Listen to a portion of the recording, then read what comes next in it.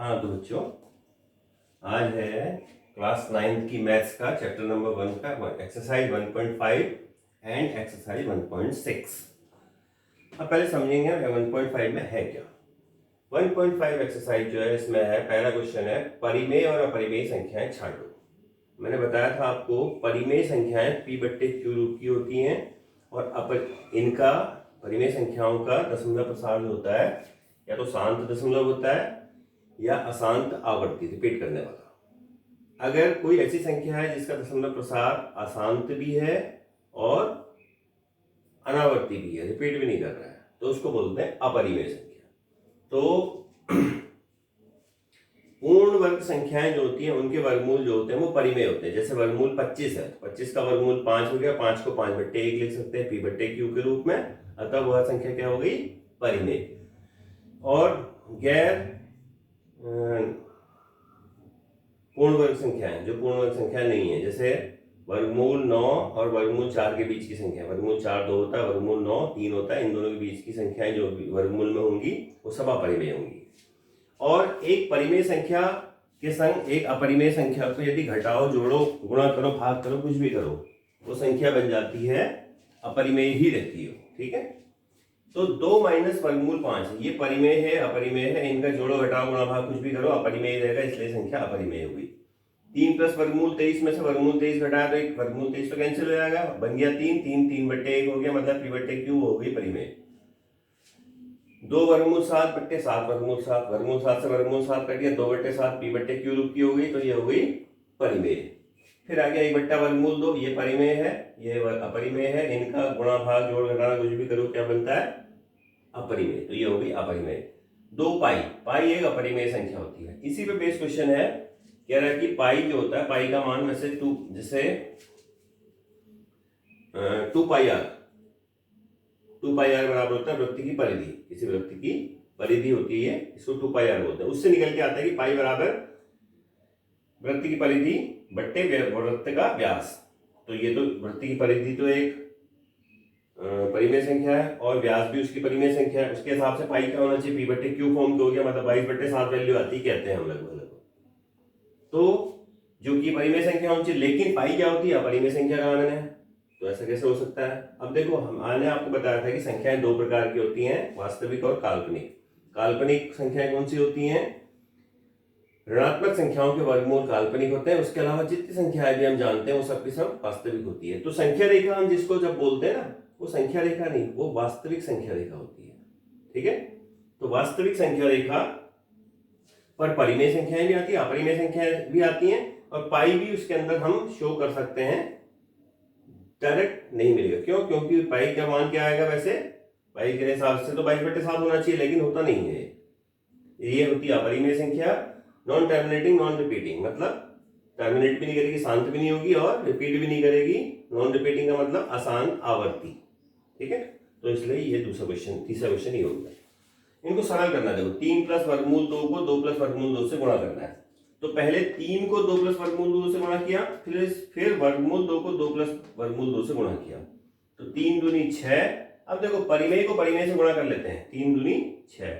परिमेय को अपरिमेय से जब गुणा करते हैं, पहले परिमेय को लिखते हैं फिर अपरिमेय को लिखते हैं, मतलब 3 को पहले लिख दिया, वर्गमूल 2 को फिर लिख दिया, 3 वर्गमूल 2 हो गया। फिर वर्गमूल 2 को 2 से गुणा करेंगे, गुणा नहीं होगा क्योंकि एक परिमेय अपरिमेय है, तो 2 को पहले लिख देंगे, फिर वर्गमूल 2 को लिख देंगे, फिर वर्गमूल 2 वर्गमूल 4 ये गुणा हो जाएंगे आपस में। अपरिमेय को अपरिमेय से गुणा कर सकते हैं, परिमेय को परिमेय से गुणा कर सकते हैं। तो वर्गमूल 2 वर्गमूल 4 हो गया, वर्गमूल 4 का मान 2 होता है, ये 6 ये आ गया, 6 और 2 8 हो गया, और 3 वर्गमूल 2 में 2 वर्गमूल 2 जोड़ा तो 5 वर्गमूल 2। ठीक है, 3 वर्गमूल 2 है और 2 वर्गमूल 2 है, कितने वर्गमूल 2 हो गए, 5, तो 5 वर्गमूल 2 हो जाएगा। ऐसे ही चौथा सवाल है, इसी का दूसरे का चौथा पार्ट, दूसरा तीसरा एक सही था, उसको आप कर सकते हैं। वर्गमूल 5 माइनस वर्गमूल 2 को वर्गमूल 5 प्लस वर्गमूल 2 से गुणा करना है। क्या करेंगे, वर्गमूल 5 को पहले वर्गमूल 5 प्लस वर्गमूल 2 से गुणा करेंगे, फिर माइनस वर्गमूल 2 को वर्गमूल 5 प्लस वर्गमूल 2 से गुणा करेंगे। तो वर्गमूल 5 मैंने कहा था परिमेय परिमेय गुणा होंगे, अपरिमेय अपरिमेय गुणा होंगे, यहाँ सब अपरिमेय तो सब गुणा हो जाएंगे।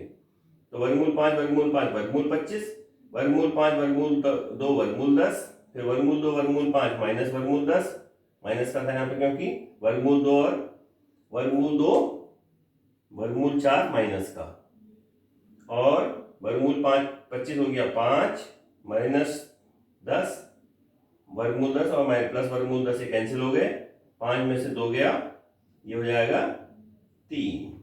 ठीक है, तीसरा बता ही दिया था मैंने। चौथा है संख्या रेखा पर वर्गमूल 9.3 को दर्शाओ। ये वाला क्वेश्चन है, क्या करना चाहिए, संख्या रेखा बना देंगे एक हम, इस पर हम क्या करेंगे 9.3 सेंटीमीटर की एक रेखा खींचेंगे। जितना वर्गमूल में बोला है उतने की रेखा खींच लेते हैं सेंटीमीटर की। ठीक है, ए बी बोल दो इसको। यहां से 1 सेंटीमीटर और बढ़ाएंगे, 1 सेंटीमीटर ओनली, ये हो गया सी बिंदु। फिर यहां से इसका और इसका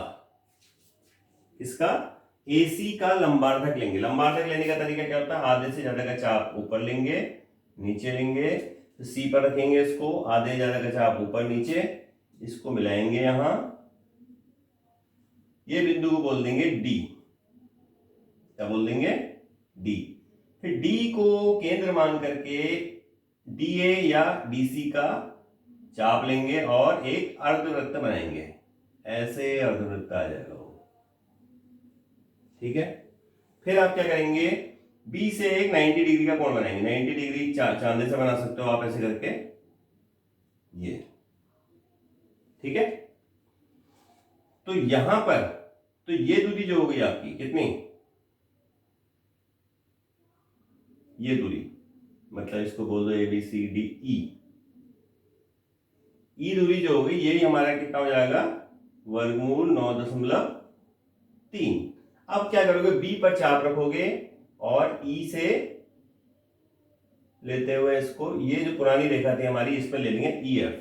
तो जो बी देखो, जितना BE है उतना ही BF भी होगा, क्योंकि ये एक ही चाप है, सेम चाप है।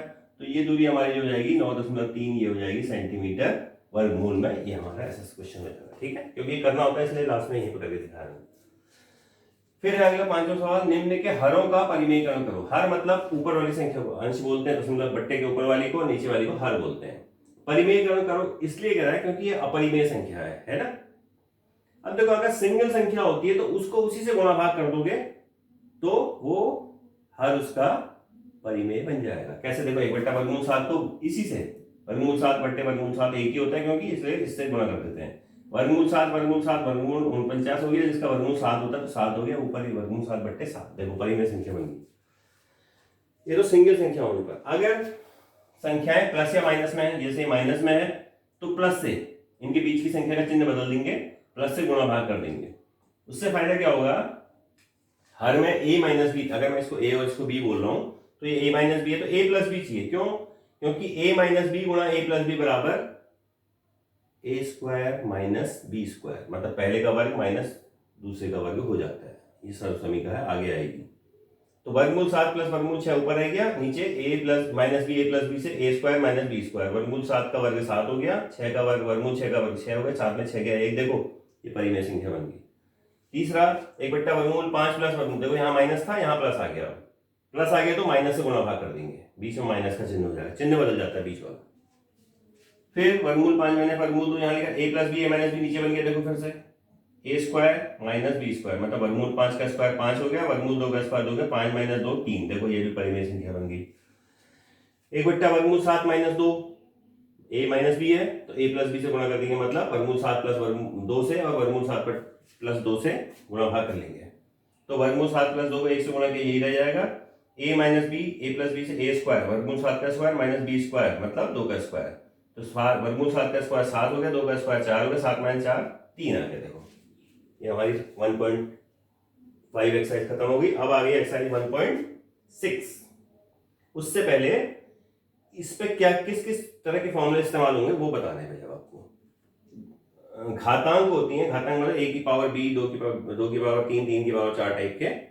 तो जो नीचे संख्या होती है उसको आधार बोलते हैं और जो पावर में होती है उसको घात बोलते हैं उसकी। ठीक है, तो a की घात m गुणा a की घात n, मतलब अगर आधार समान हो a है और घातें अलग अलग हो और संख्याओं को गुणा करना हो तो घातें जुड़ जाती हैं, a की घात m प्लस n हो जाता है। ऐसे ही a की घात m भागा a की घात n, समान आधार हैं और घातें अलग अलग हैं, भागा देते हैं तो घातें घट जाती हैं, a की power m minus n। 1/a की घात m, घात अगर नीचे से ऊपर या ऊपर से नीचे हो जाएगी, मतलब संख्या पूरी की पूरी, तो घात हमेशा चिन्ह बदल देती है, माइनस होगी तो प्लस हो जाएगी, प्लस होगी तो माइनस होगी। यहाँ a की घात m बट्टे में था, ऊपर जाएगी a की घात माइनस m हो जाएगा। a की घात m की घात n, मतलब घात के ऊपर भी घात अगर लिखिए तो घातें गुणा हो जाती हैं, a की घात m गुणा n हो जाएगा। अब है, अभी तक तो क्या था, घातें आधार समान थे, घातें अलग थी। अब है घातें समान है, आधार एक अलग अलग है। अगर घातें समान है, आधार अलग अलग है, a की घात m गुणा b की घात m, तो a आधार को गुणा कर लेते हैं, a गुणा b की घात m, ये नियम है, इनके आधार पर क्वेश्चन होंगे। ठीक है, एक्सरसाइज 1.6 सॉल्व करना है। 64 की घात, पहला सवाल है, पहले का भी पहला, 64 की घात 1/2। देखो 64 की जब हम गुणांकन करते हैं तो 2 दूनी 4 दूनी 8 दूनी 16 दूनी 32 दूनी 64, मतलब 2 को 6 बार गुणा करना पड़ता है। इसका मतलब 2 की घात 6 हो गया। ठीक है, तो इस तरह से गुणा करेंगे, जितनी बार गुणा करें जिस संख्या को, उसकी घात जितनी बार गुणा करें उतना लिख देंगे। तो 2 की घात 6 हो गया, और बाहर से 1/2, मैंने कहा था घात के ऊपर घात होती है तो गुणा हो जाते हैं, 6 गुणा 1/2 हो गया, 1 कट की 2 3 6, 2 की घात 3 हो गई, 2 की घात 3 का मतलब 2 गुणा 2 को 3 बार गुणा करना है, 2 गुणा 2 गुणा 2, 2 दूनी 4 दूनी 8। ऐसी 32 की घात 1/5, 2 की घात 5, 32 को लिख देंगे, 1/5 बाहर से था, 5 से 5 कट गया, देखो 2 की घात 1 का मतलब 2, सॉल्व कर दिया इसको हमने। 125 की घात 1/3, 125 को 5 गुणा 5 गुणा 5 कहते हैं, तो 5 की घात 3 हो गया, बाहर से 1/3 था, 3 से 3 कट गया, 5 की घात 1 मतलब 5। 9 की घात 3/2, 9 को हम तोड़ेंगे पहले, 3 की घात 2 लिखते हैं, बाहर से 3/2 है, 2 से 2 कट जाएगा घात, और 3 की घात 3 बन गया, 3 की घात 3 मतलब 3 गुणा 3 गुणा 3, 3 3 9 3 27। 32 की घात 2/5, 32 को 2 की घात 5 बोलते हैं, बाहर से 2/5 है, 5 से 5 कैंसिल हो गया, 2 की घात 2 मतलब 2 गुणा 2 बराबर 4। 16 की घात 3/4 है, 2 की घात 4, 16 को लिख देंगे, 3/4 बाहर से, 4 से 4 कटा, 2 की घात 3 मतलब 2 गुणा 2 गुणा 3, 2 बराबर 2 दूनी 4 दूनी 8। 125 की घात -1/3 है, 125 को 5 की घात 3 बोलते हैं, और 3 से 3 कट गया, बाहर से -1/3 था, क्योंकि अब -1 हो गया, 5 की घात -1। अब ये देखो घात मैंने कहा था अंश से हर में जाएगी, हर से अंश में जाएगी तो घात अपना चिन्ह बदल देगी, तो 1/5 की घात 1 मतलब 1/5 हो गया। सरल करोगे ना, 2 की घात 2/3 गुणा 2 की घात 1/5, देखो आधार समान है, घातें अलग अलग है, गुणा कर रहे हैं तो घातें जुड़ जाएंगी। 2 की घात 2/3 प्लस 1/5, 3 और 5 का एलसीएम लिया 15, 3 पंजे 15, 5 दूनी 10, 5 तियां 15, 3 इक्कम 3, 10 और 3 को जोड़ा 13, 2 की घात 13/2 15, 1/3 की घात 3 की घात 7, बाहर से 7 है, तो एक ये घात दोनों के लिए है, 1 की घात 7/3 की घात 3 गुणा 7, क्योंकि घातें के ऊपर घात होती है तो उनको गुणा कर लेते हैं। तो ये हो गया 1/1 की घात 7 तो 1 ही रहेगा, 1 गुणा 1 को 1 से कितनी बार गुणा कर लो, 1 ही आएगा हमेशा, और 3 की घात 21, 3 7 21 हो गया, क्योंकि 11 की घात 1/2 बट्टे 11 की घात 1/4। अब देखो ये भागा है, इसका मतलब भागा में घातें घट जाती हैं, तो 1/2 माइनस 1/4 11 की घात में रहेगा। फिर एलसीएम ले रहे 2 और 4 का 4, 2 दूनी 4, 2 इक्कम 2, माइनस 4 इक्कम 4, 1 इक्कम 1, 2 में से 1 गया, 1/4, 11 की घात 1/4। फिर 7 की घात 1/2 गुणा 8 की घात 1/2। देखो मैंने क्या कहा था, जब घातें समान होती हैं, आधार अलग अलग होते हैं, उनको गुणा करना होता है, तो आधारों को गुणा कर लेते हैं। 7 गुणा 8 की घात 1/2, 56 की घात 1/2। ये हो गई एक्सरसाइज 1.6 भी खत्म, पहला चैप्टर पूरा क्लोज हो गया।